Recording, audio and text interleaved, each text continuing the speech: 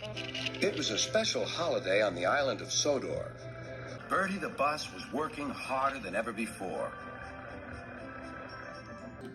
All the engines were busy too.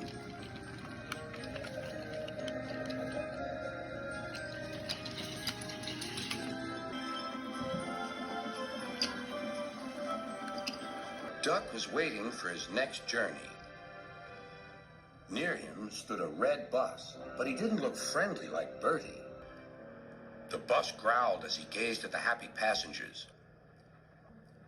"Stupid nonsense," he grumbled. "I wouldn't have brought them if I'd known. I'd have had a breakdown or something." "I'm glad you didn't," smiled Duck. "You'd have spoiled their fun." "Bah! Enjoyment is all you engines live for. One day railways will be ripped up." Duck felt shocked at such an idea. "We have a friend called Bertie, and he's a bus, but he likes the railway. Sometimes he teases us about it, but he'd never want to see it ripped up." Growled the bus. "I know Bertie. He's too small in size to be of any use." Duck took no notice.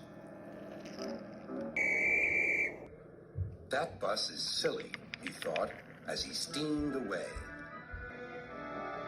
At the junction, Duck told Oliver all about him. "I call him Bulgy," chuckled Oliver, and then he puffed happily away.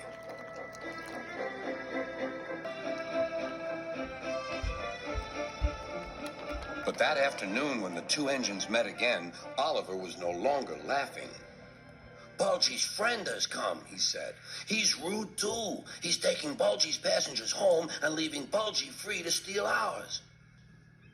"But he can't," objected Duck.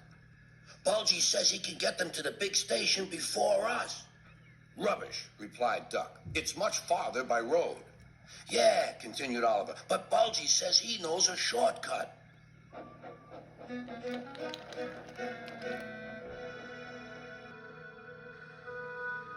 That evening, the engines were preparing for the homeward rush. "Where are the passengers?" they wondered. "Look!" shrilled Oliver. "Look at Bulgy. He's a mean, scarlet deceiver." Bulgy was wearing a large sign saying "Railway Bus."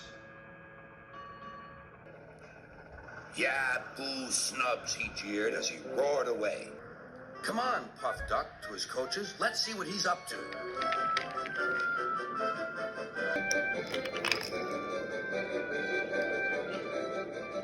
Duck wanted to get back at Bulgy, but he wasn't sure how.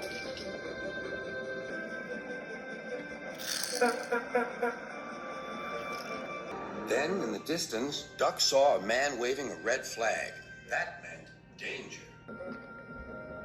The line here crosses a narrow road, and there was Bulgy, wedged firmly under the bridge. "So this was his shortcut," chuckled Duck.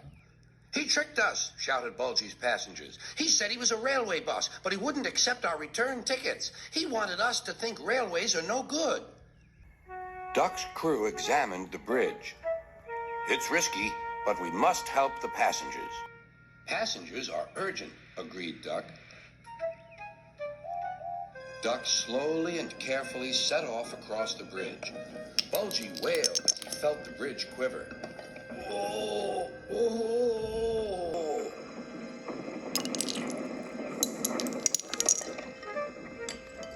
"Stop!" he shouted. "It might fall on me." "That would serve you right for telling lies," said Duck.